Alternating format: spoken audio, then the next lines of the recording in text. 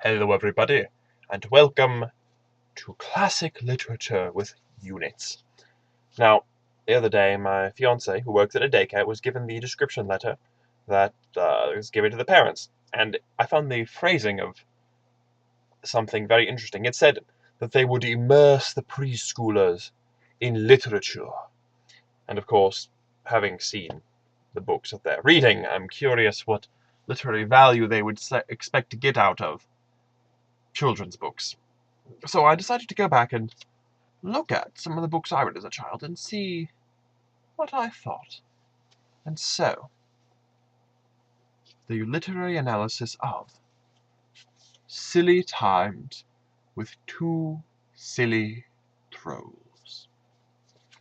Story by Nancy Jewell, pictures by Lisa Thiesing.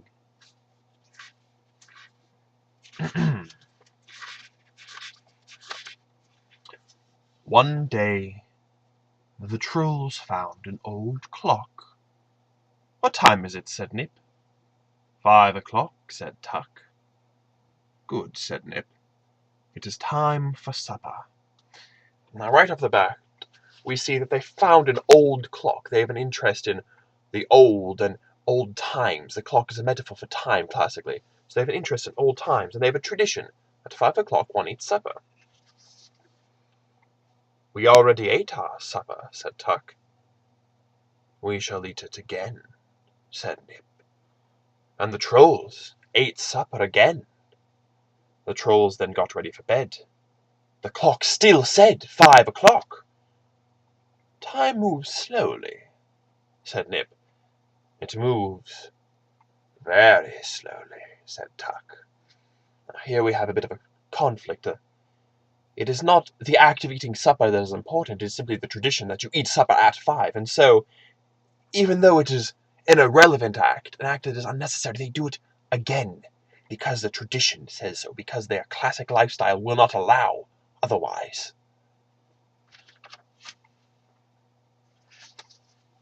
The trolls went to sleep and woke up with the sun. "Our clock still says 5, said Tuck. "We will eat breakfast," said Nip. "Maybe it will get later after we eat."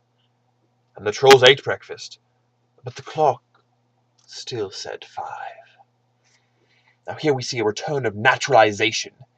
They woke up with the sun, and they ate breakfast despite it being 5 o'clock. They realize that the natural order in their lives is trying to surface. But it doesn't seem natural. Perhaps if they move on, the times will move with them. They took a sun bath and watered their flower. They ate their lunch and played a game of tag. They ate a snack and took a long nap. The clock still said 5. The trolls ate supper and took a walk until dark. They brushed their teeth and looked at their book. Then they climbed into bed. Now here we have a day of productivity, of advancement, despite the old times. It says 5. They even noted that, but they moved on. It didn't feel natural that they sit and stay at supper. They must move past supper or their tradition. "Our clock still says 5 o'clock, said Tuck. "It said 5 o'clock all day," said Nip. "And all last night," said Tuck. "Time is funny," said Nip. "Yes," said Tuck. "It is always 5 o'clock." This is the dawning, the realization that their structure, their order, is an illusion.